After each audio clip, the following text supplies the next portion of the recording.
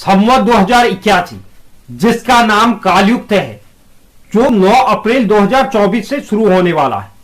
इस दिन से हिंदू नववर्ष 2081 की शुरुआत हो जाएगी।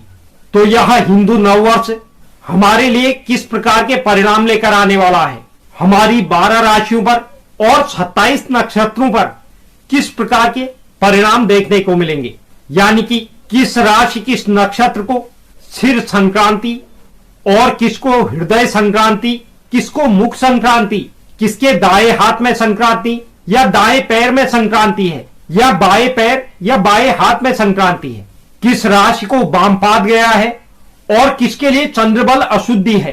तो यह जो परिणाम होंगे यह पूरे वर्ष के होंगे और आपको इस समय अवधि में क्या क्या लाभ प्राप्त हो सकते हैं, यानी कि जिन्हें सिर संक्रांति गई है, मुख संक्रांति गई है या हृदय संक्रांति गई है, उन्हें किस किस प्रकार के लाभ हो सकते हैं।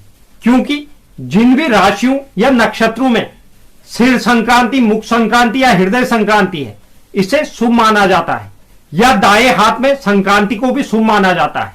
वहीं बाएं हाथ में संक्रांति, बाएं पैर में संक्रांति या दाहिने पैर में संक्रांति या चंद्रबल अशुद्धि को अशुभ माना गया है। इसके लिए हमें क्या कार्य करना चाहिए, इसकी अशुभता से बचने के लिए किन चीजों का दान करना चाहिए और किस दिन करना चाहिए या किस पाठ को अपने घर में करना चाहिए, इन सब विषयों पर हम इस वीडियो में चर्चा करने वाले हैं।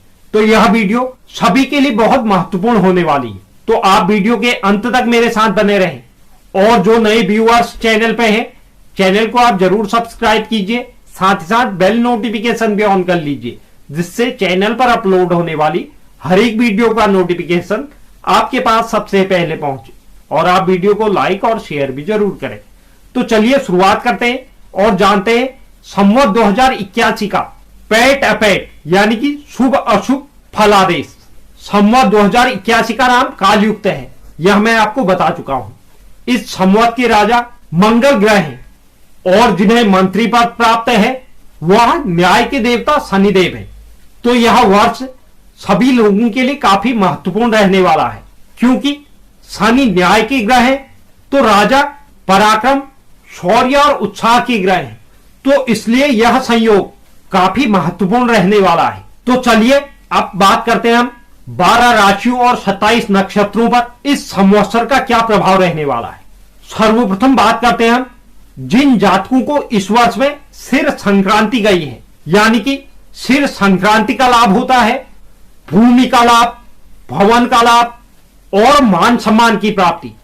जिन भी जातकों को इस वर्ष में भूमि लाभ, भवन लाभ और मान सम्मान प्राप्ति के योग बनने जा रही है, वह राशियां और नक्षत्र हैं जिन भी जातकों का जन्म उत्तरा भाद्रपद नक्षत्र, रेवती नक्षत्र, अश्वनी नक्षत्र, भरणी, कृतिका, रोहिणी या मृगशिरा नक्षत्र में जन्म है। यानी कि इसमें राशियां आएंगी मीन राशि, मेष राशि, वृषभ राशि।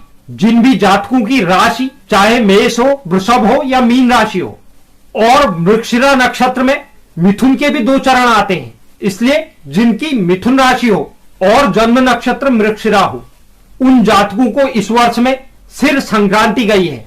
यानी कि आप इसे इस तरह से समझ सकते हैं, अगर आपकी जन्म राशि चाहे मेष हो, वृषभ हो, मिथुन हो और मीन हो, इन चारों में से कोई भी राशि हो, इसके साथ आपका जन्म नक्षत्र अगर उत्तरा भाद्रपद, रेवती, अश्वनी, भरणी, कृतिका, रोहिणी या मृगशिरा है, आपको सिर संक्रांति गई है। यह आपको इस वर्ष भूमि भवन का लाभ दिलाएगा और आपको इस वर्ष मान सम्मान की प्राप्ति होगी। वहीं जिन जातकों का जन्म नक्षत्र धनिष्ठा, सद्विषा या पूर्व भाद्रपद है, यानी कि धनिष्ठा के 2 चरण मकर राशि में आ जाते हैं और सद्विषा और पूर्व भाद्रपदा के 3 चरण कुंभ में आते हैं और पूर्व भाद्रपदा का अंतिम चरण मीन राशि में आता है। इन सबको मुख संक्रांति है, यानी कि जिनकी राशि मकर हो, कुंभ हो या मीन राशि हो और उनका जन्म नक्षत्र धनिष्ठा, सद्विषा या पूर्व भाद्रपद है, तो उनके मुख संक्रांति गई है। इन जातकों को इस वर्ष में विद्या लाभ और किसी भी प्रतियोगिता में सफलता मिलने के योग बनने जा रही।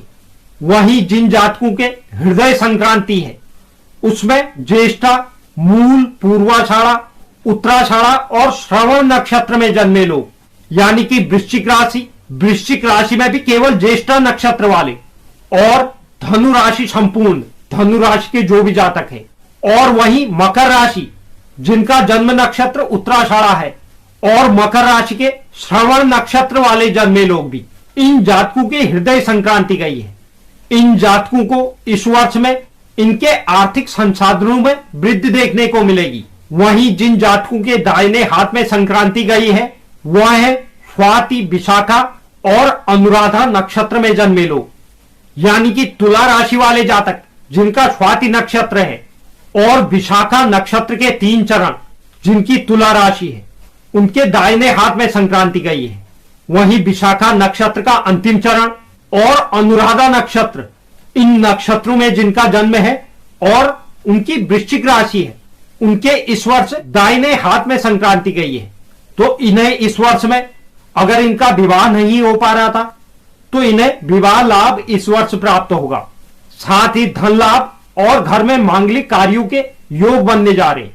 वहीं जिन जातकों के बाएं हाथ में संक्रांति गई है, जिसे अच्छा नहीं माना जाता है, इससे अनावश्यक धन व्यय, धन हानि और ऋण भार बढ़ता है। वह नक्षत्र है उत्तरा, फाल्गुनी, हस्त और चित्रा नक्षत्र में जन्मे लोग, यानी कि सिंह राशि, कन्या राशि और तुला राशि। अब इसमें पूरी सिंह राशि नहीं है। उत्तरा फाल्गुनी नक्षत्र का पहला चरण हो और सिंह राशि हो, और उत्तरा फाल्गुनी नक्षत्र हो या कन्या राशि हो, बाकी 3 नक्षत्र कन्या राशि में है। वहीं हस्त नक्षत्र में जन्मे लोग जिनकी राशि कन्या हो, या चित्रा नक्षत्र के 2 चरण जिनकी राशि कन्या हो। इसके अलावा चित्रा नक्षत्र के 2 चरणों में जिनकी राशि तुला हो, उनके बाएं हाथ में संक्रांति है। अगर दाहिने पैर में संक्रांति की बात करें तो श्लेषा, मघा, पूर्वा, फाल्गुनी, यानी कि कर्क राशि और सिंह राशि। कर्क राशि में जिन जातकों का नक्षत्र अश्लेषा हो और सिंह राशि के वो लोग जिनका नक्षत्र मघा या पूर्वा, फाल्गुनी हो, उन जातकों के पैर में संक्रांति है। वहीं बाएं पैर में संक्रांति, जिसे वामपाद बोला जाता है, इसे सबसे अशुभ माना गया है। यह आर्द्रा, पुनर्वसु और पुष्य नक्षत्र में जन्मे लोगों के, यानी कि मिथुन राशि के वो लोग जिनका आर्द्रा या पुनर्वसु नक्षत्र हो। इसके अलावा कर्क राशि, क्योंकि एक चरण पुनर्वसु का कर्क राशि में भी आता है, तो जिनका कर्क राशि में जन्म हो और पुनर्वसु नक्षत्र हो, उनके भी बाएं पैर में संक्रांति है। इसके अलावा पुष्य नक्षत्र में जन्मे लोग और उनकी कर्क राशि हो तो उनके भी बाएं पैर में संक्रांति है। तो आप इससे यह समझ सकते हैं, जो जो मैंने राशियां बताई उसके साथ नक्षत्र भी बताए हैं। आपका जन्म अगर उन नक्षत्र में हुआ है और आपकी राशि जो भी बताई गई है वो है, तो आपको उससे संबंधित संक्रांति है। अगर आपके लिए शुभ है, यानी कि आपके सिर में, मुख में, हृदय में या दाहिने हाथ में संक्रांति है, तब तो ठीक है। अगर आपके बाएं हाथ में, दाहिने पैर में या बाएं पैर में संक्रांति है, तो आपको इसके लिए उपाय जरूर करने चाहिए। वामपाद दोष निवारण के लिए, यानी कि जिन भी जातकों का जन्म नक्षत्र आर्द्रा, पुनर्वसु या पुष्य है, यानी कि मिथुन राशि में जन्मा हो और उसका नक्षत्र आर्द्रा हो या पुनर्वसु का अंतिम चरण हो, या पुनर्वसु नक्षत्र में जन्मा हो या पुष्य नक्षत्र में जन्मा हो और उसकी राशि कर्क हो, तो उन्हें विश्वत संक्रांति वामपाद है। इन जातकों को अरिष्ट निवृत्ति हेतु चांदी के पैर, दही, लाल वस्त्र और सफेद अन्न का दान करना चाहिए। साथ ही रुद्राभिषेक करवाए या घर में दुर्गा सप्तशती का पाठ जरूर करवाएं। वहीं जिन जातकों के बाएं हाथ में या दाहिने पैर में संक्रांति है, उन जातकों को भी इसकी शांति के लिए रुद्राभिषेक या दुर्गा सप्तशती का पाठ जरूर करवाना चाहिए। इसके अलावा संवत प्रतिपदा के दिन मेष, सिंह, धनु राशि के जातकों को और विश्वत संक्रांति के दिन कर्क, वृश्चिक और मीन राशि को चंद्र बल अशुद्धि है। इसकी शांति के लिए इन्हें दुर्गा सप्तशती का पाठ करना या करवाना चाहिए। साथ ही चावल, दही, घी, श्वेत वस्त्र आदि का दान करना चाहिए।